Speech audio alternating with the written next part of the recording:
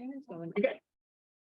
All right, so I'm going to share my screen and we're going to get Thank to you it. for pointing that out. I do have. Okay. So tonight I'm gonna read the passage tonight is Philippians chapter 1. Tonight it's going to be verses 18 to 26. I'm going to read that and then we're going to hear from Dr. Wright. But I want to open, while I'm getting the video ready, I want to open us up with a discussion question. What loss have you grieved, either recent or from long ago?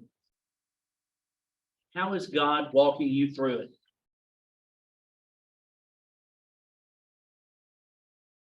it? The death of my daughter. And how is God walking you through it? He is providing comfort and strength, and I know he's there when I, have to shed tears. Yeah. But also by putting people in my life who are helping me walk through it. Awesome. Thank you for sharing. Anyone else? Well, I had a major problem last year with losing my wife and son. Yes, sir. It was difficult. How's God walking you through it, bud? Well, I think members of the church, they were so good with phone calls and cards. Also speaking to me when I came to church on Sundays. They really guided me through it and helped me a lot. They got me talking about it, which I was struggling at times. Right. And now I'm fine with that. Thank you for sharing. Yeah. Rick. Thank you. bud.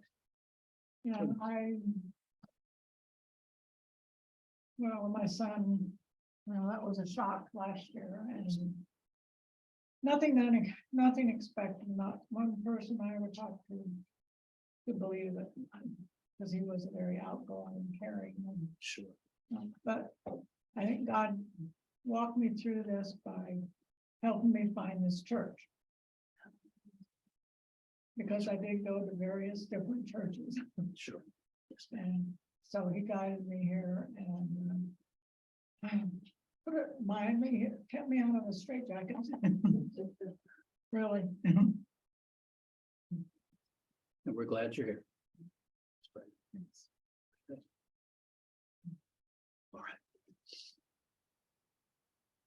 Well, let us turn to our passage tonight. I'm going to read it, 1 Corinthians chapter 1, verses 18 through 26, and I'm going to be reading it out of the New English translation. Philippians, I'm sorry, did I say 1 Corinthians? Yes. Have that on my part. Philippians, chapter 1, verses 18 through 26. And -5 for saying the wrong book. Okay. Beginning in verse 18. Paul says, what is the result?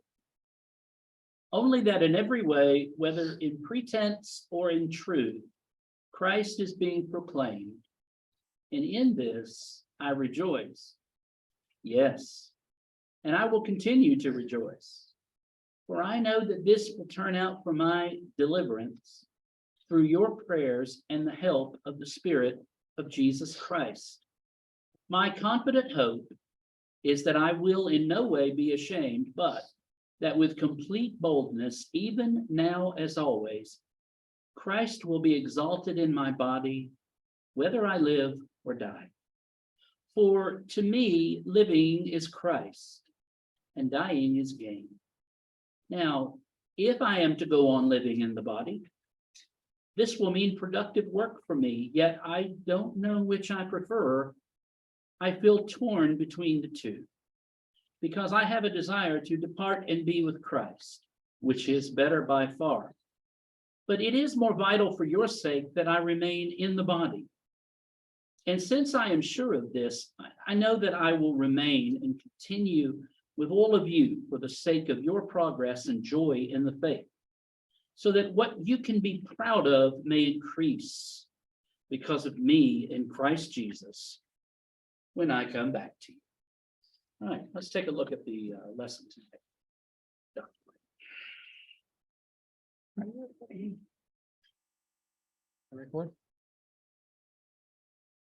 In Philippians chapter 1, verses 18 to 26, we find Paul's very intimate reflections on one of the big questions facing all human beings, to die and to live. The question of death looms very large, of course, in many books of many sorts, but for Paul, it's not just an abstract philosophical reflection, it's something he's facing head on, because he's in prison, and if the verdict goes the wrong way, he knows he might well be executed very shortly after writing this letter. But as he reflects on that, he's thinking about several different levels. What would he prefer to happen? In some ways, he says, there would be great gain in dying. And suddenly we have a little vignette of how Paul thinks about a Christian facing death. But then also we find Paul's reflections on vocation, that he is reflecting on the fact that actually I think God has more work for me to do, and so I suspect he is going to let me carry on. Now, Paul writes about this, it is quite a moving description here, but at the same time we have to factor in other passages which bear on the same theme. I'm thinking particularly of 2 Corinthians chapter 1, where, possibly referring to the same period in his life, he talks about being so crushed and despairing as even to despair of life itself, which he says was to make me rely not on myself, but on the God who raises the dead.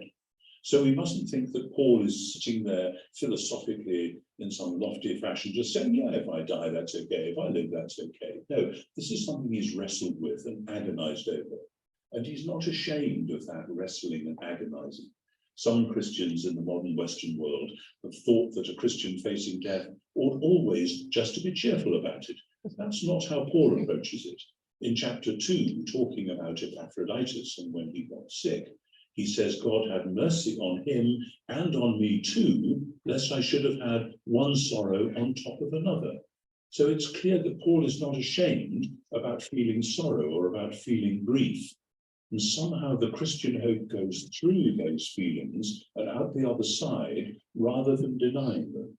I think that's really important in our pastoral work and in our preaching and how we teach and how we ourselves think about our own futures and where we are going and how it's all going to work out. And for Paul, even though he seems quite confident in this passage, nevertheless, a little later in the letter, when he's talking about sending Timothy, he says, I'm going to send him when I see how things are going to turn out for me. In other words, it really isn't certain at the moment, and Timothy will bring you the news one way or the other.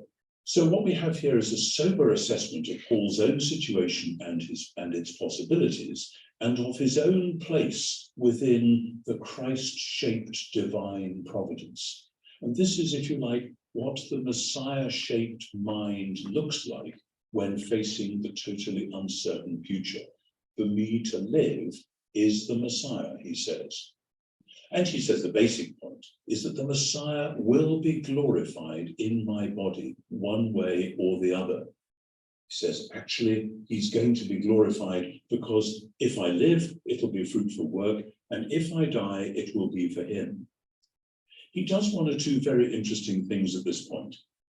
In the letter to the Philippians, he does not often directly quote from the scriptures, from what Christians call the Old Testament.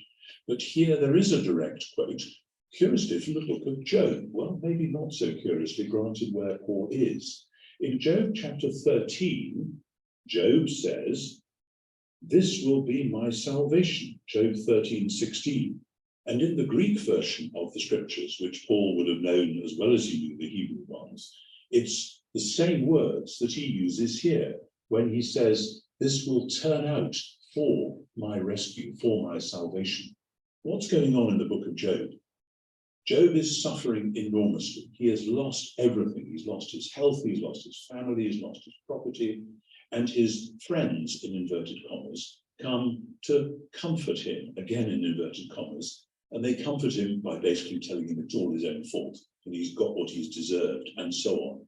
And pretty soon the reader of the book of Job sees through these false comforters. What we've just had in the previous passage in Philippians, is people who are proclaiming the Messiah out of envy and rivalry, stirring up trouble for Paul. And it looks as though he is imagining himself in the same situation as Job. Here are these people stirring up trouble for him, trying to make life worse for him. Well, he says, if they're putting me in the same position as Job, I will quote Job back and say, actually, this is how it is. He says, well, even if he kills me, I will trust in him, verse 15, and this will be my salvation, that the godless shall not come before him. And he says, actually, verse 18 of Job 13, I have prepared my case. I know that I will be vindicated. Who is there that will contend with me? And so Paul is not just alluding to one line, this will turn out to my salvation, but as often happens, and this is actually a very good way when you're studying Paul, very good thing to do, when he just has one little line from the scriptures, go back to the whole passage and reflect on how it works. Here, as often, the whole passage is what he's invoking to say, okay, this is how it works out. Sometimes God's people do face this kind of horrible crisis, but actually, like Job, we can hang on and hold on by faith and say this will be for our salvation, for our rescue.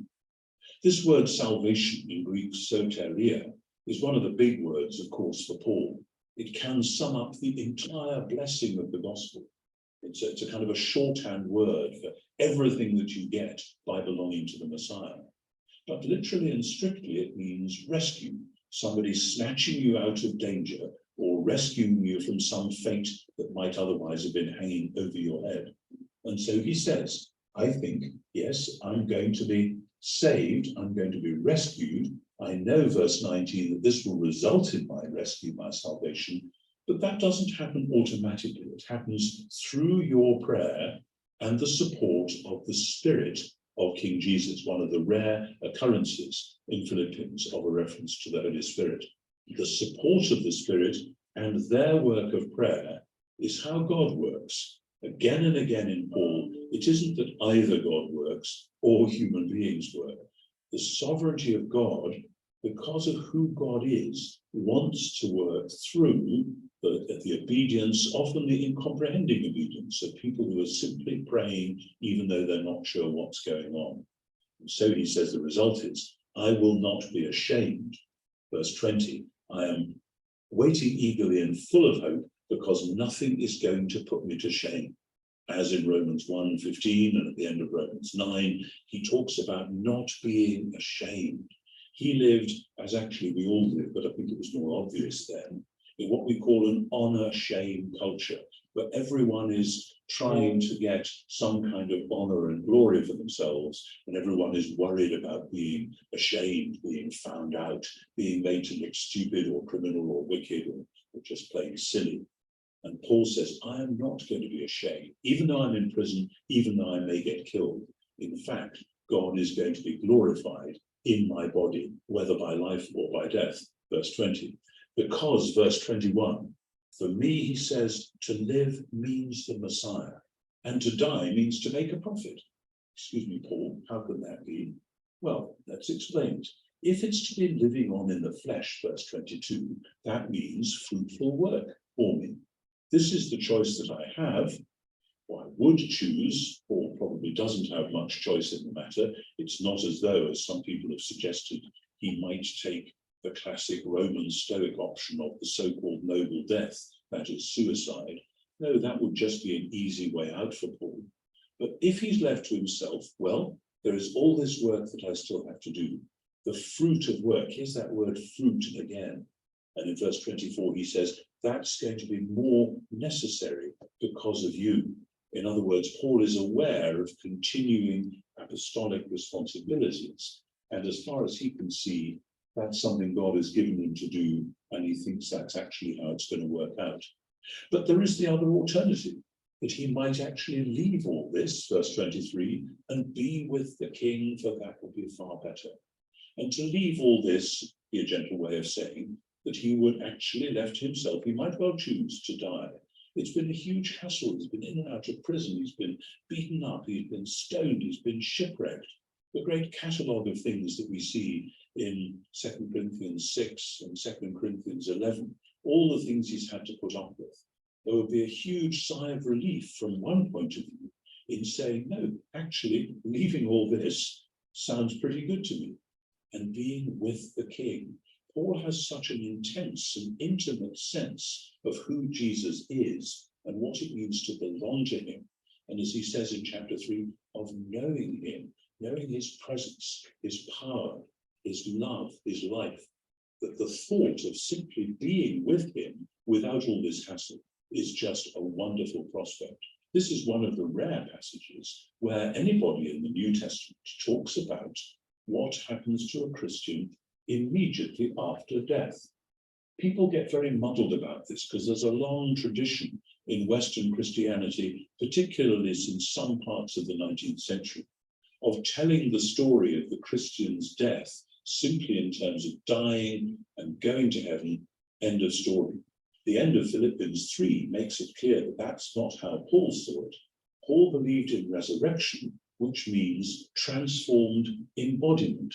In other words, a disembodied going to heaven cannot be the last stage in the story. And actually, when we study both Jewish and early Christian teachings about what happens after death, we find this again and again, that if you believe in resurrection, that is an ultimate re-embodiment in a new body that has gone past death and into a new immortal sort of physicality, then there must be some sort of interim period. And for Paul, that interim period is not actually called heaven, is not actually called the soul. It's called being with the Messiah, which is far better. And in 1 Thessalonians 4, he talks about those who are asleep in Jesus, who God will bring with him. These are picture language ways of saying that between bodily death and bodily resurrection, for the Christian, there will be a time of being with the Messiah, which is far better. And this is one of, as I said, one of the very few passages, John 14 is perhaps one of the others, where we find a glimpse of what we might be able to think about between death and resurrection, but it's not the end. Paul's strong sense of who Jesus is both that it'll be wonderful to be with him personally and intimately, without all the hassle of present life, but also that Jesus is the one who will come and, as we'll see, will change our humiliated body to be like his glorious body. So Paul doesn't have here a death which some people say, well, Paul is obviously so depressed, he just thinking, oh, dying would be better than all this. No, it isn't that. Just like it isn't the noble death of the Stoic suicide. Rather, it is an embrace of the fact that beyond death, there is a sure and certain hope of the presence of Jesus and then of ultimate resurrection. For this, of course, we need the whole picture. We need to put together with Philippians 1, Philippians 3, but also Romans 8, 1 Corinthians 15, 2 Corinthians 4 and 5, 1 Thessalonians 4. Paul never gives us one single picture where he says everything that he might want to say about these matters. But as we look at these passages together, we can see his larger picture, which is of a temporary state of rest, of refreshment, of union with Christ, and then being raised to new bodily life at his appearing. And so the conclusion that he arrives at in verses 25 and 26 is that he has wrestled it through and is pretty convinced that he is going to stay. As I said in chapter 2, verse 23, he does say, we'll wait and see how it's going to turn out on my behalf. I'm sending Timothy where I will send him just as soon as I see how it will turn out with me. And I hope in the Lord that I'll be coming soon after as well. That's 2:24. So in other words, like often when Paul is talking about his future plans, he retains a sense of humility. He can't say, I've prayed about it and I know what's going to happen. I've prayed about it, I've wrestled with it. I'm pretty sure this is how it's going to be. But there is always, there is always a reticence which we would do well to copy. But what he says he's going to stay for, if he is allowed to stay, is verse 25b, to help you advance and rejoice in your faith. The word for advance here is a word that some philosophers used when they were talking about a person making an advance in terms of their own philosophical thinking and living. And as often in this letter, Paul is echoing vocabulary that would be familiar from that sort of teaching context. But instead of this being one person advancing in their own virtue or wisdom or whatever it is a whole community advancing in terms of the gospel and in terms of the faith which embraces that gospel and lives by it, and which therefore results not in a stoic resignation, but precisely in joy, one of the great notes of the gospel which rings out across the often rather bleak world of the ancient philosophical landscape. And the result will be, verse 26, that you will take the pride in King Jesus, which will then overflow because of Paul coming to visit them again. This word pride, the Greek word karkema, often has a negative connotation for us in modern English, just as it would in Paul's Greek. In Paul's world, the idea of taking pride in something would often be a personal status or a civic status. The Philippians, some of them at any rate, would take pride in the fact that they were a Roman colony and that they were on the great route that Caesar would take if he was coming to the east. He would stop by and there would be a great imperial celebration, civic pride, and the personal pride of holding office, perhaps, within such a society. And Paul says, your pride, your equivalent of this, is what you have in King Jesus. You are celebrating Jesus as king. And if and when I am released from prison and come to see you again, you can take this as one more sign that actually God's goodness, God's power, God's gospel is at work, doing new things which you can celebrate. So Paul has managed throughout chapter 1 so far to make a potentially awkward or embarrassing or even depressing situation into a multiple cause for celebration and pride. He is leaving them with prayer and with hope. Their job is to go on praying for him, go on praying that he'll be okay, that he will get out of prison and come to see them again, and they are partnering with him in the gospel message. And so the gospel itself enfolds Paul's reflections, both on his own situation and the people who are making trouble for him, and on the possibility that he might actually be called upon right now to die. But as far as he can see, he is going to be coming back. That's another reason why I think it's quite likely that he is writing from Ephesus. It's not too far from Ephesus to come round to northern Greece. But the whole point is everything resounds to God's glory and is a cause for celebration and for the little church, even though it might be suffering, to hold up its head with its own specifically messianic form of what we could call civic pride.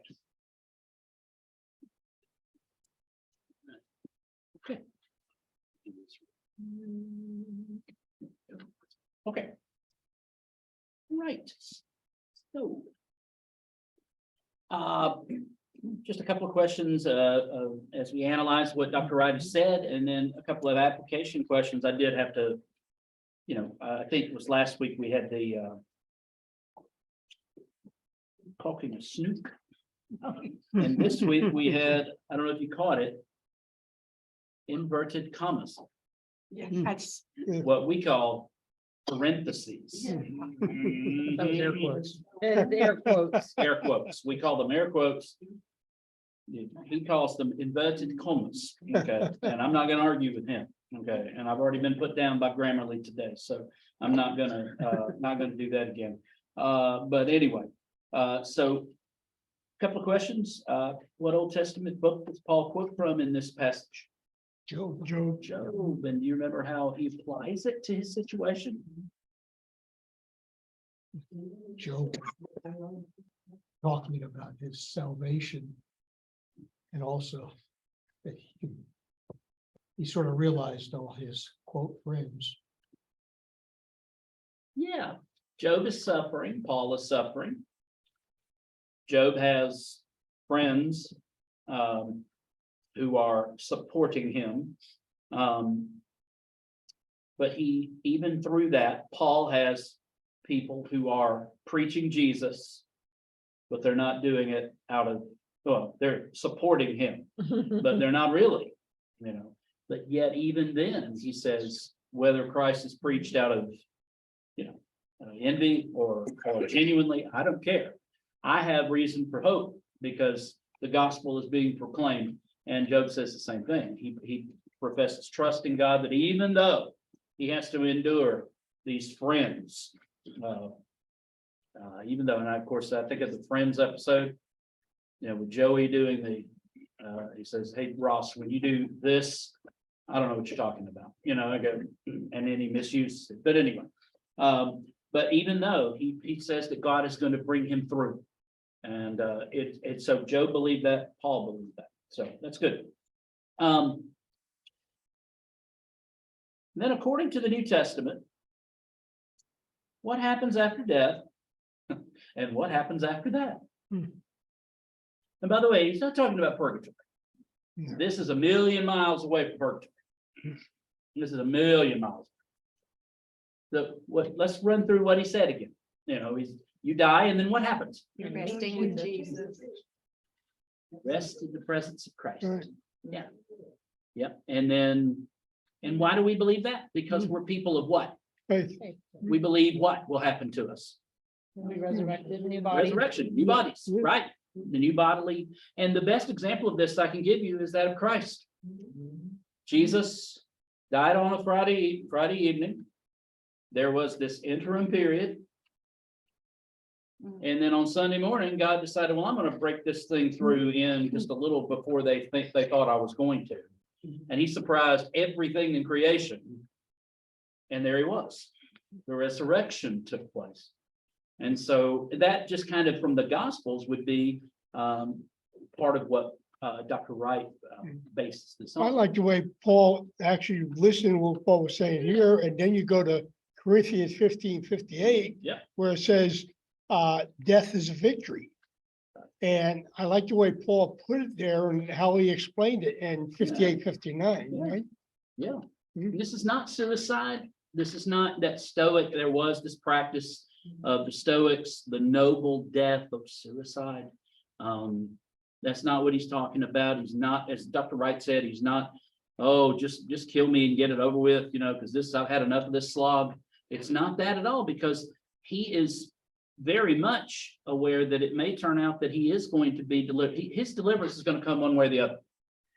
He's either going to stay and that God will have productive work for him to do with the church of Philippi and the other churches, or, you know, he gets to profit to be with Jesus, you know. So, I mean, that's the way he looks at it. But I think that's really important for us. So, and this is not something that Dr. Wright made up out of thin air. He simply takes the passages, and I listed them on a note upstairs. If you really want to read more about, just kind of get an overall picture of what Paul says, the text in question, and we will get to Philippians 3 in about 2 years, but we actually will be finished with this before Advent.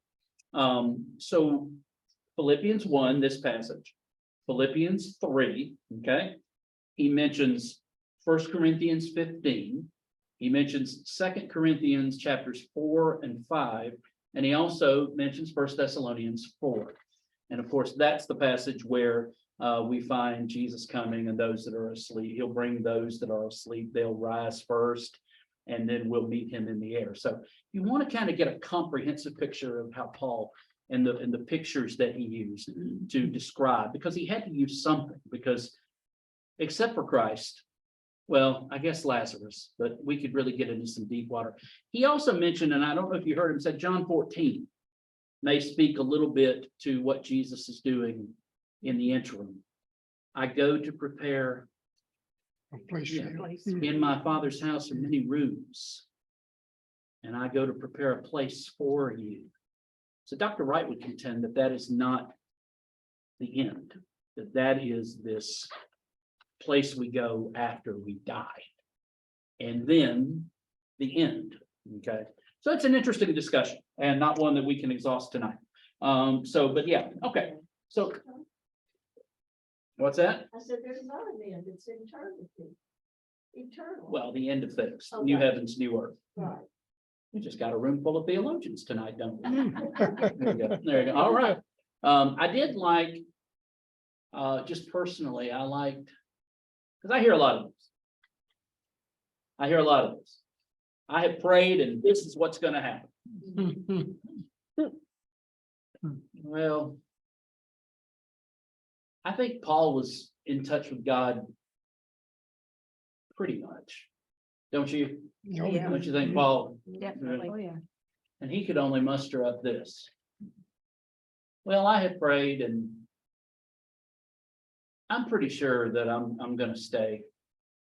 But I'm not gonna be so arrogant as to say that that's exactly what's going to happen. I may die, but I get the feeling that because I prayed, that God has given me a sense that I'm going to stay. But he holds open the door, and that leads me to Jesus's brother, who James, who says, I think it's in the 5th chapter.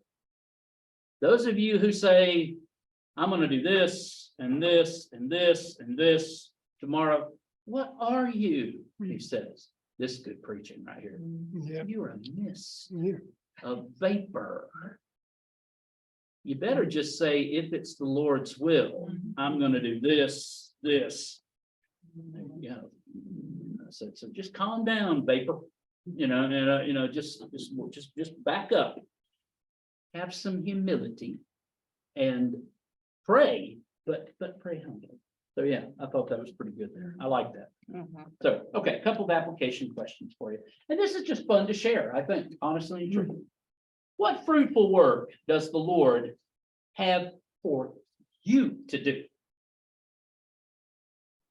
And if we want to turn it into kind of like a church question, because it is, but if you want to answer it personally, because this is a personal note message to both the church and to us as Christians. What fruitful work does the Lord have for you to do in your home, school, work, neighborhood, church? What fruitful work? Or have you even thought about it?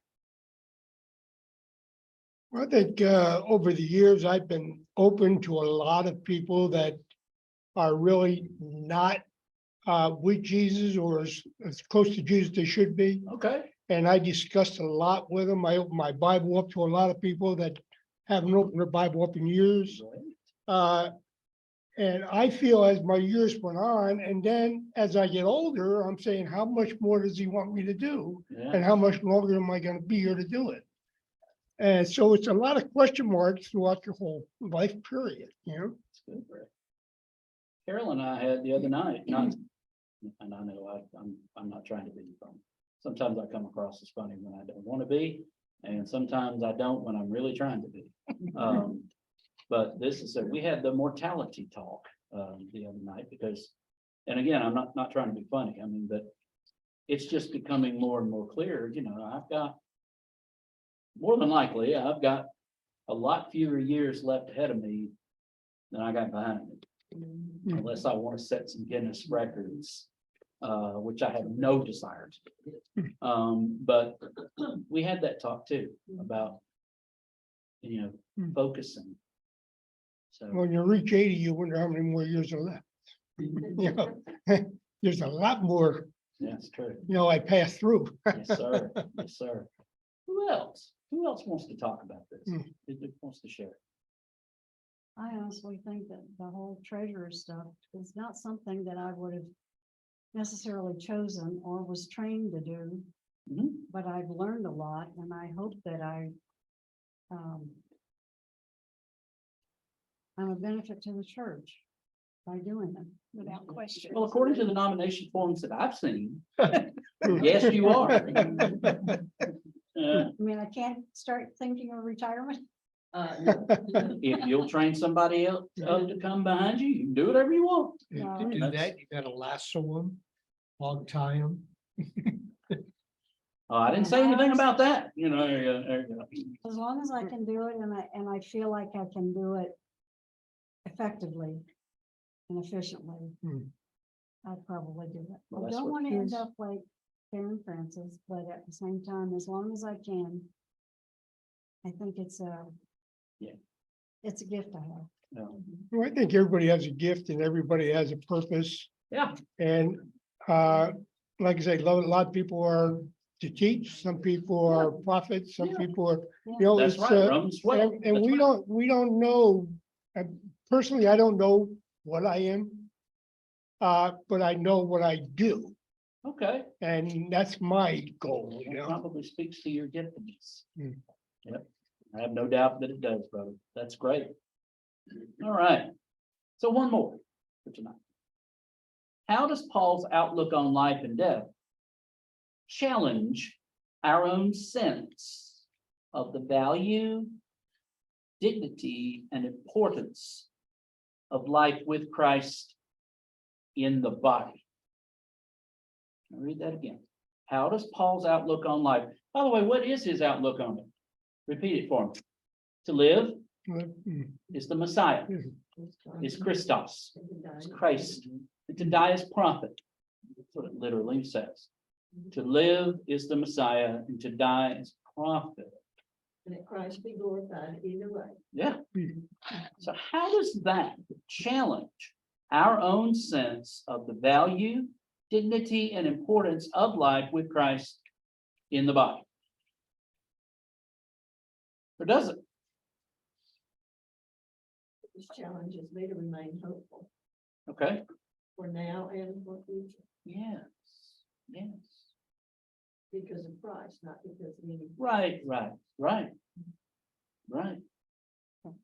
Is Christ at work in this world right now? Absolutely. I hope you say yes. Yes. Okay. I hope so. Otherwise, what we're doing has no point at all. Yeah, I think you'll always be at work. Mhm. yeah. It's at work. Well, if you really look what was going on in the world and look what in the past, the, the years we've been here, what God has done. Yeah.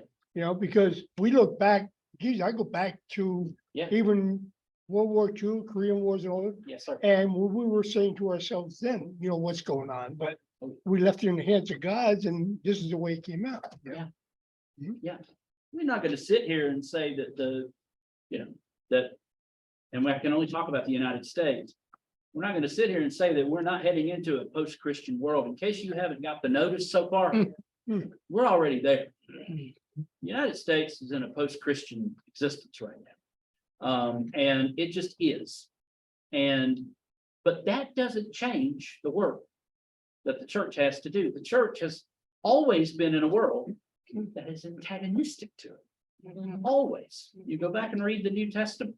And when when it's having a problem, is Right. when it grows the fastest.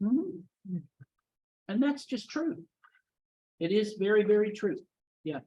I did a church disruption summit the last couple of days with Kerry Newhoff, who's a leadership, he's a pastor, but it's major work, it's leadership work. And he talked about the seven trends of church. He said he had us to imagine what the church would be like in 2032. Go 10 years out. Not the local, not this church, but the church in general. And he had some very interesting things to say about what we should be doing, how we should be doing it. And by the way, he said all of these are submitted with much humility, and I'm ready to be wrong on one, if not all of them. But he said it's better for us to be ready and to have a plan and be preparing for something instead of just simply sitting and letting 2032 come and going, oh my. And one of the things is, he said the pandemic raised that to a necessity for the church. A lot of churches are still catching up from the pandemic. But the digitalization of the church, moving the church onto the computer, can fight against Zoom all we want. This is the way the church is going. On-demand content, he said. You still have live in-person services in buildings, but the crowds, he says, are probably going to be smaller. And the demands are going to be that we're not just for content's sake, but to provide opportunities for worship and learning that are on demand, that people can watch and participate in when they want to. You know, he said that's one of the things that is coming. And I happen to agree with him. I think that we won't stop meeting together, obviously, but that the church is probably going to be going back to that first century model of, and he said the church has already started it back in the 90s and early 2000s with moving small groups into people's homes. Well, with the TV and all those different preachers on the TV, it's a lot of people stay home and listen to them. I hope you saw my post, Rick, about televangelists. It's from a guy I follow on Twitter called Failed Pastor. It says the televangelists on TV tell me that if I'll give to them the Lord will return it 100-fold. Well, if they really believe that, they'd give it to me. Yeah. You You must be I trying, never thought about you that. must be talking about Joel Osteen. Yeah, well, he's not the only one, but in all seriousness, But I think that if we question whether the Lord is at work, because it isn't always obvious. Yeah. If hindsight is 20/20. When we first started going to online giving, COVID was not a thing. Right. yet. And yet that helped us get through COVID and remain a sustainable church. Well, personally, I didn't Zoom. feel like Zoom made me feel like I was going to church. I was listening to church, sure. but I felt more at home when I'm in the church. Oh, sure. Oh, definitely, but I'm saying that at a time whenever we couldn't do it, the Lord gave us a way to be able to do it anyway. That's right. And yeah, we were at least gathered as a group of Christians for Yeah. church service. We would have never thought of Zoom before that, and there's so many things that I can't even remember half of them, of course, now that I'm talking about it, but Right. it just seems like there's so many things that we think, some people say it's coincidence that something happened just before, or, we got a new refrigerator just before. How did we know we were gonna need that? And the whole parsonage thing before the air conditioner, and the whole roof thing before when we didn't know we needed it. And I just think that we don't give credit to the right thing. It hasn't been coincidence at all. It's been the Lord working, and we've been the receivers. But if you really put two and two together, so many times we have benefited from things we never knew where they came from or why they came to us. Or that we needed it. And sometimes true in our own lives, Yeah. we don't realize. The footprint of the church is, he says, and I'll send you the article if you want it. He says, the footprint of the church is going to go a lot more digital. And by the way, that's already happening. And it's going to cause, but that doesn't mean, change does not mean that God is not working. If there are fewer people sitting in the pews, but there's a body of people engaged through going through the sermon archives, watching our worship videos, going through the lessons, because of the website. More content that I'm going to create on my YouTube channel. I'm just trying to find a way to make all of this fit. But this is the way he says, and he said, oh, by the way, he says he's just looking at the trends and saying, this may be what it looks like. And I'm one that just wants to be ready for that in the future. And I want New Hope to be ready for that as well. So anyway, that's it for tonight. Thank you all very, very much. Believe it or not, we're going to finish chapter 1 next week, and Lord willing, and open up chapter 4, chapter 2, chapter whatever in 3rd Corinthians. Okay, there you go. So, all right. So let me pray. Then I get 10 minutes, and then I'll see the choir upstairs. The rest of you have a wonderful, wonderful week. Okay, let's pray. Father, for this night, we give you thanks, and for Paul. Oh Lord, may we imitate his. Oh, may we imitate his attitude about life and death. To live is the Messiah, to die is prophet. Lord. But help us not to just be kind of waiting for that to happen, to go, to die. That there is work for us to do now, fruitful work, productive, profitable work for your kingdom right now, right here. So Lord, help us to recalibrate, where we're not always looking to the end of our life here, when our bodies die. But Lord, help us to live now for your glory and to serve for your glory. We love you. We offer this in Jesus' name. Amen. Thank you, everyone.